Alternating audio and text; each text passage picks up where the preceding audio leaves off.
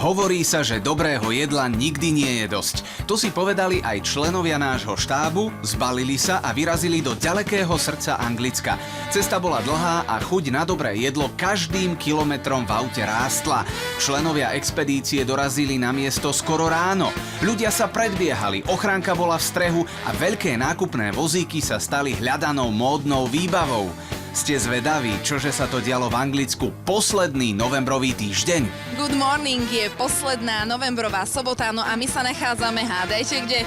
Nie je to letisko, ale je to Good Food Show Winter, ktoré poriada stanica BBC a tento rok sa odohráva v anglickom Birminghame. Okrem toho, že sa tu stretlo to najlepšie z najlepšieho nielen z britskej, ale aj svetovej kuchyne, môžete tu zažiť množstvo geniálnych súťaží, ale aj kuchárskych show. Poďme sa na to však pozrieť bližšie. Okrem skvelého jedla, tisícok kalórií, hrozby zvýšeného cholesterolu a nadváhy, ktoré na návštevníkov číhali zo všetkých svetových strán, sa v Birminghame konala i jedinečná svetová súťaž syrov World Cheese Awards. O zlaté, strieborné a bronzové miesta vo svojich kategóriách tu súťažilo niečo cez 2700 syrov z viac ako 30 krajín. O tom, ktoré budú najlepšie, rozhodovalo 250 rozhodcov z celého sveta, naozaj skúsených syrárskych odborníkov. Chuťové bunky každého z nich museli otestovať 50 rozličných syrov v priebehu niekoľkých hodín. Všetko pod taktovkou syrového génia a organizátora tejto najprestížnejšej syrárskej súťaže na svete, Johna Farranda. Syr bol vždy súčasťou môjho života. Vyrastal som s otcom, ktorý je kompletne posadnutý syrom.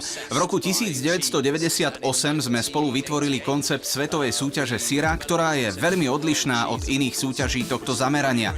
Je to podmienené faktom, že máme syry a porodcov z veľkého množstva krajín z celého sveta, ktorí prišli do Birminghamu len preto, aby hodnotili presne 2777 syrov. A to je úžasné množstvo.